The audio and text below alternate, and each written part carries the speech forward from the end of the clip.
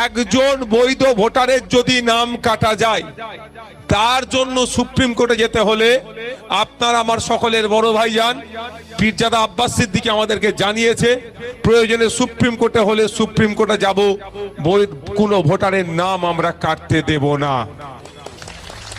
আপনার নামে নোটিশ এসেছে, আপনাকে কাগজ সাবমিট করতে হবে, এতে ভয় পাবেন না। এটা এনআরসি বা অনেকে অনেক কিছু বলবে, আমি সেই বিতর্কে যাব না। আপনার নামে নোটিশ এসেছে, আপনি একা সাবমিট করতে যাবেন না, আপনার বিধায়ক আপনার সাথে কাগজ নিয়ে যে অফিসার ডেকেছে তার সাথে দেখা করতে যাবে। মাথায় থাকবে, একজনের জন্য নয়, যদি 100 জনের জন্য উকিলের দরকার লাগে, ভাঙড়ের ভোটারদের বলে যায় আমি ওই 100 জনের জন্য আমি বিনামূল্যে আইনি পরিষেবা দেব, আপনারা নিশ্চিন্তে থাকবেন। ভয় পাওয়ার আপনাদেরকে টেনশন নিতে হবে না, আপনাদের বিধায়ক আছে। এই ভরসা তো করেন, কতজন ভরসা করেন দেখে হাত তুলুন তো, যে আমাদের বিধায়ক আছে, আমাদের বিধায়ক আমাদের জন্য লড়ে নেবে। বিশ্বাস করেন তো নাকি? বিশ্বাস করেন তো নাকি? এই যখন বিশ্বাস আছে, আমি আপনাদের বলবো ভয় পাবেন না। আপনারা আপনাদের কাজ করতে থাকুন। আপনার কাছে নোটিশ আসছে বা আপনার লিস্টে নাম উঠে নেই, তার জন্য লড়াই আপনার বিধায়ক করবে, আপনি শুধু আমার কাছে খবরটা পাঠিয়ে দেবেন, এতটুকু কাজ করতে পারবেন। 16 তারিখে খসড়া লিস্টে নাম পাবলিশ হবে, তবে নাম পাবলিশ হবে। আমি 100% আমার ভাঙড়ের আমি প্রথম বিধায়ক হিসাবে যে আমার ভাঙড়ের একটা বৈধ ভোটারের নাম কাটা যাবে না। কাদের নাম কাটা যাবে নিয়ম অনুযায়ী আগে আপনাদের জানতে হবে।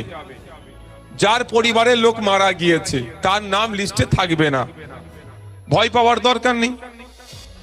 আপনাদের এখানে এই রাজাপুরের কোনো একটি মেয়েকে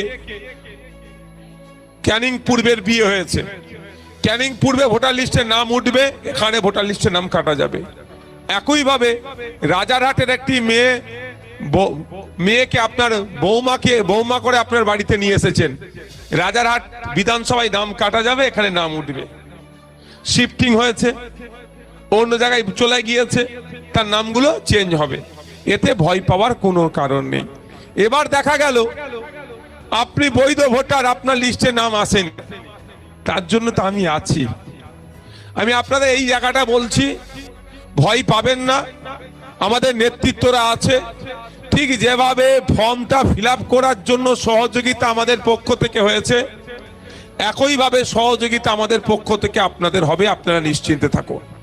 আমি তখনও বলছি, এখনো বলছি, একজন বৈধ ভোটারের যদি নাম কাটা যায়, তার জন্য সুপ্রিম কোর্টে যেতে হলে আপনার আমার সকলের বড় ভাইজান পীরজাদা আব্বাস সিদ্দিকী আমাদেরকে জানিয়েছে, প্রয়োজনে সুপ্রিম কোর্টে হলে সুপ্রিম কোর্টে যাব, কোনো ভোটারের নাম আমরা কাটতে দেব না।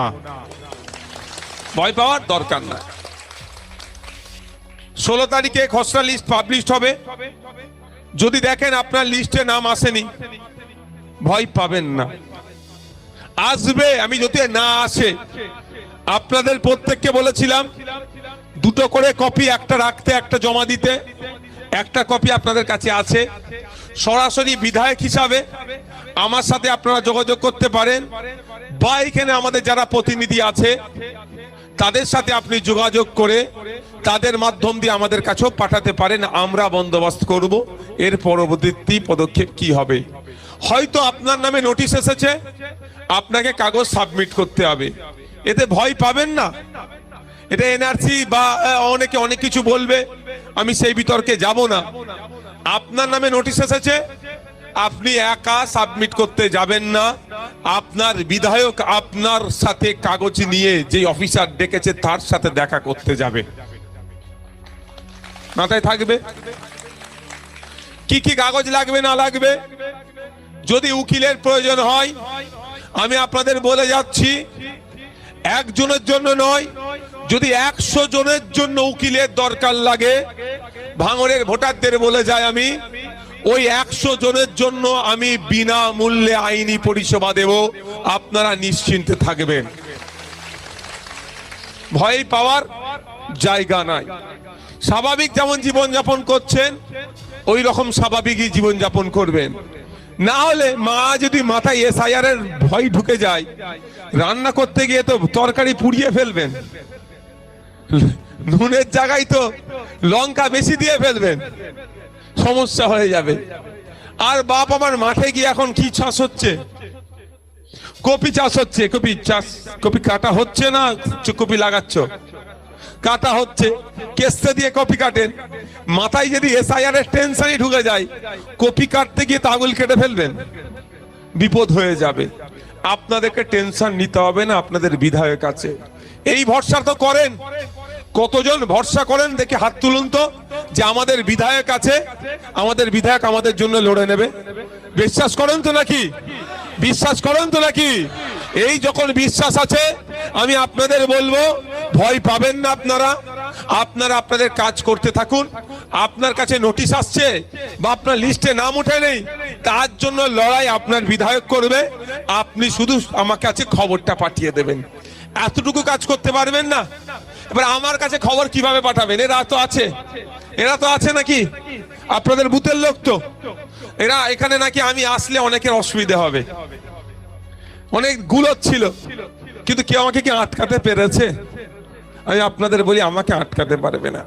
যার কথা শুনে হই হই করছে, আমি শুধু তাদেরকে একটু বার্তা দিতে চাই, আমি ক্যানিং পূর্ব থেকে ঘুরে এসেছি, দরকার লাগলে ওখানে সে আটকাতে পারতো।